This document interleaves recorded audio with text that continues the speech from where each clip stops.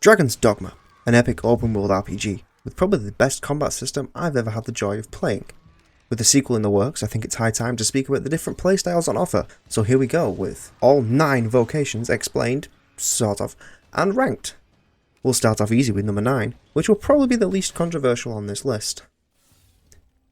Mage is one of the starting vocation choices, and for any Arisen looking to use magic, it is your only option at the beginning.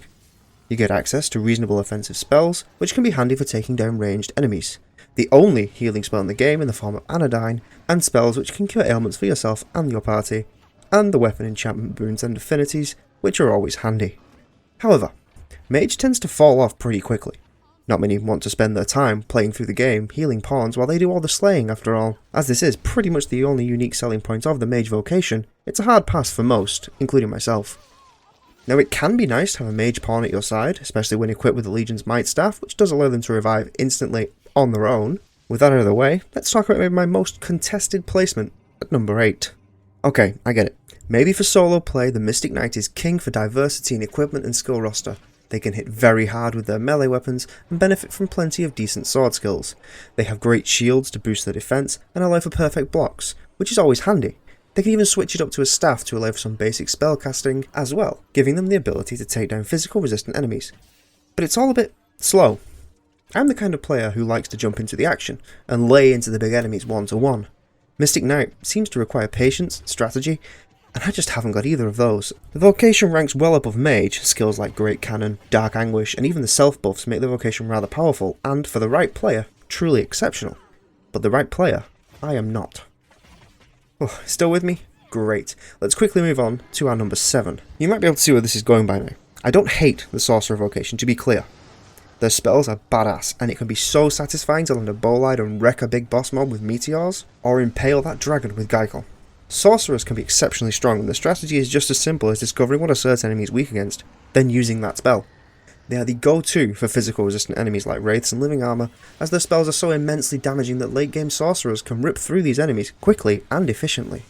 My only problem is the cast times. Sure, you can shorten them with the Worm King's Ring and augmentations, but you're still away from the action, charging up that spell, hoping to hell that sword doesn't uppercut you into the stratosphere. So we're past the bottom 3. The next 5 vocations are all great in my opinion, but at number 6 we have Assassin is the best vocation to level up under if you're looking to max out your physical damage. They're super versatile, combining the utility aspect of Strider with the defensive capabilities of Fighter. And Dire Gouge can be devastating to bosses, as can Fivefold Arrow. But does anyone else find they just use the same playstyle as either Fighter or Strider when playing Assassin? I rarely make use of their unique skills outside of the aforementioned Dire Gouge, and they aren't perfectly suited for climbing, and they do like some of Fighter's best skills. Like I said, the best vocation to level under. After that, you can probably have more fun with a different physical-based vocation. So they have great melee and range damage solutions, some great close combat and mounted attacks, fantastic physical damage gains from level 10 to 100. However, they're not as good as the dedicated vocations at either close combat or ranged. Their unique skills are kind of meh at best. Now, I toiled with where on the list to put our next entry. I love the vocation, but it's kind of held back. So at number 5 we have huge weapons, heavy armour, flinging enemies all over the place, knocking the big guy on his ass. What's not to love? Limited skill versatility. Indomitable Lash is powerful, I know, but the prep time on it can allow a dragon to stand back up, and don't get me started on Arc of Might. They're usually just not really worth it.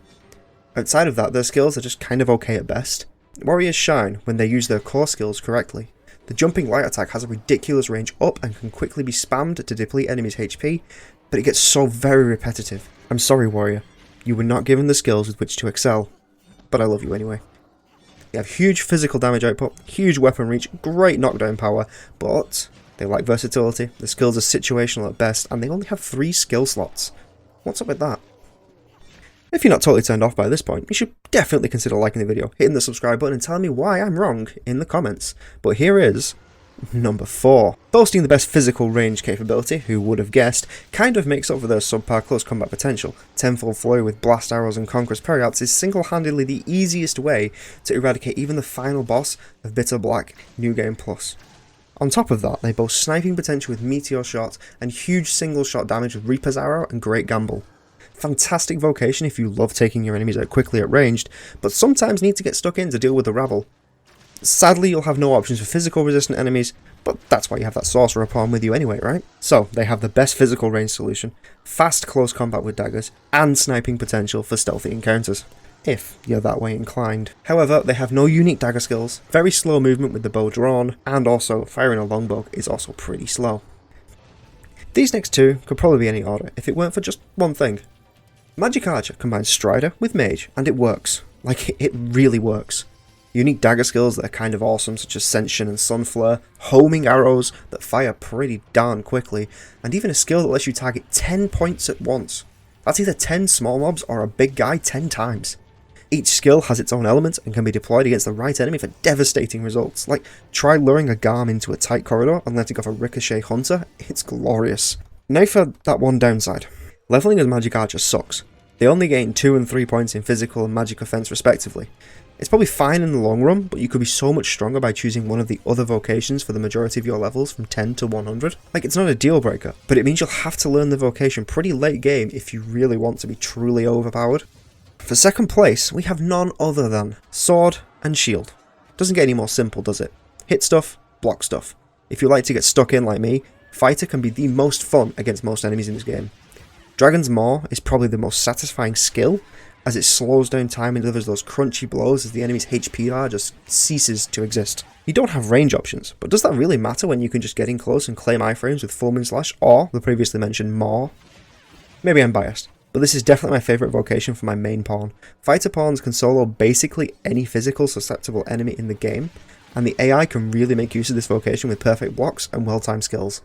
They have fantastic DPS, they have skills with iframes, and the perfect blocks reflect damage. However, they have no ranged options and no magic options. Which of course leaves us with my favourite, the best vocation in the game for me.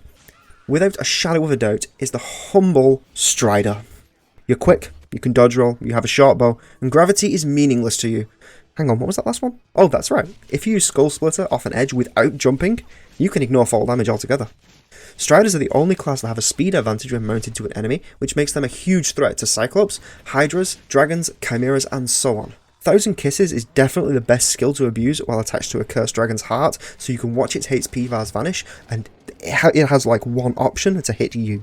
Fivefold Arrow with Blast Arrows and Conqueror's Periapts is a perfectly suitable way to defeat endgame bosses that you'd rather stay away from, and while not as effective as Ranger with Tenfold, it still quickly gets the job done. And what's the best way to avoid dying? Just don't get hit, obviously. Dodge roll under that dragon's arm swipe, away from that Cyclops' cudgel, and you'll have no issues at all. Their stat growth is also the most balanced in the game, with an emphasis on stamina growth in particular, and every vocation benefits from a lot of stamina. I almost forgot to mention that Brain Splitter, once you get to it, can easily be just as satisfying as a fighter's Dragon's Maw, as you zip down a large enemy's entire body, spinning all the way and not dying despite that 50-foot drop.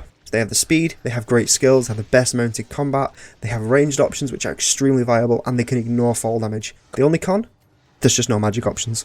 So thank you for joining me in this ranked list of my favourite vocations from Dragon's Dogma, as well as a little bit of an explanation on how they all work. I hope you enjoyed the video, and I will see you next time. Bye!